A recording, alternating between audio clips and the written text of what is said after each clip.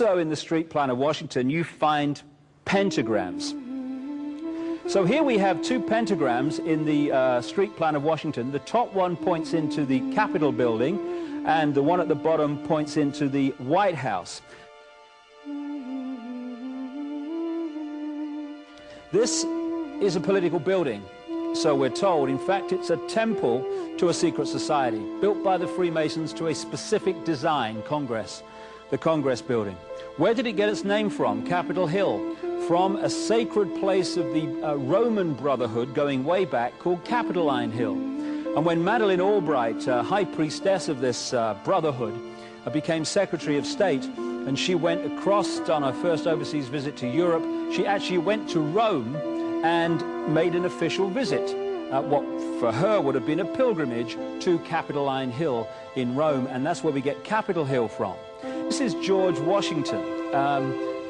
In the last century, they decided they didn't have a decent statue of George, so instead of getting an American to produce one, they ordered it from Italy, from Florence.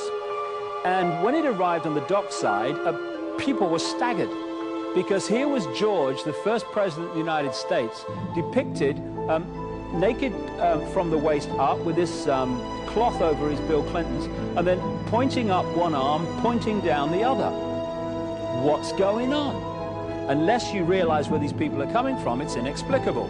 Well, if you just hold that in your mind, arm up, arm down, naked from the waist up, and then Bill Clinton's covered in a piece of cloth, well, this is where it's coming from. This is the ancient depiction of the compilation of the negative force symbol that the Templars worshipped, or the high-level Templars worshipped anyway, called Baphomet.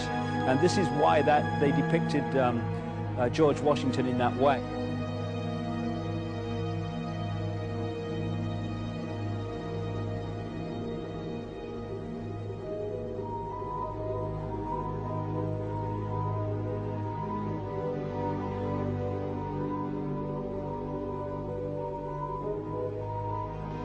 What has come to light is that it's now been, it is not so surprising for a lot of people that there are covens amongst the very educated class, architects, doctors, lawyers, priests, brokers, and the leisure class. These are people who have made pacts with the devil.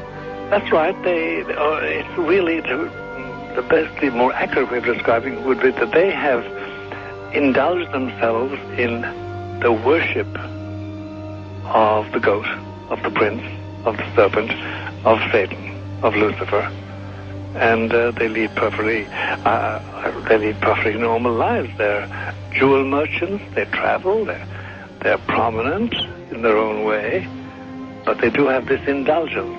Father, here's a part of that I can never understand. That has never made sense to me.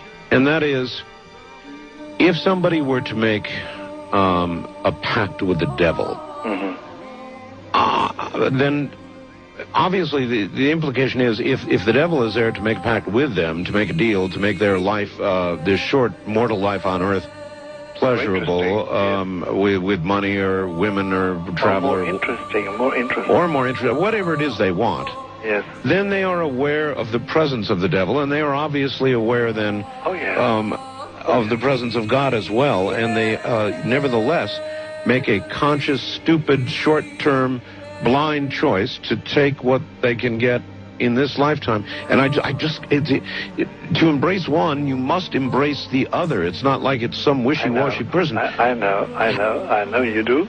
It is a very not easy to understand, except when you talk with them, when they let their hair down and peel grapes, as we say, and when they're on their way to being cured of what or healed is the proper word. You find that there's an exhilaration and a satisfaction which is both sensual and sexual and mental when they really indulge in Luciferian worship. There is a peculiar exhilaration. Like a drug, then? Yes, it's a peculiar exhilaration. And of course, the godly instincts in us all, the angelic in us all, because we all have something angelic and something godly, besides everything else, a lot of other negative things, that is quenched. And you find in them a horror of anything, what we call sacred and holy, or sacrosanct, or the idea of the idea of the sacred, of the awesome.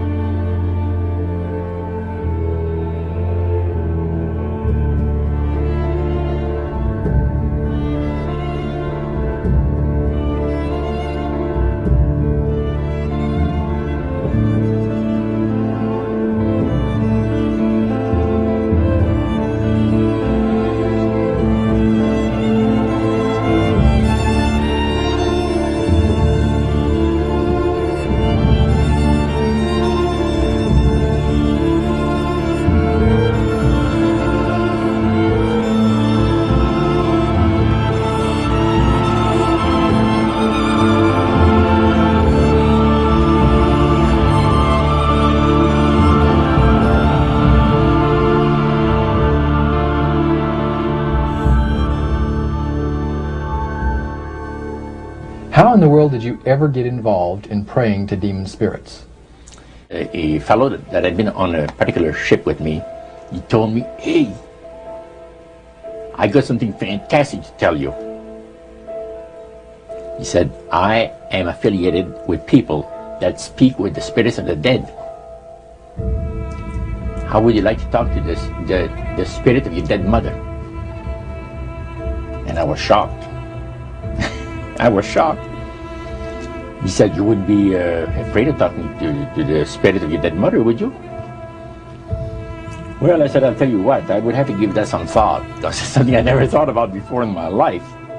Most of us probably haven't. A little afraid of something like that. Well, he says, you know, it's written all over your face. You're afraid of going to a seance. But he says, "I know you. He says, you're going to come."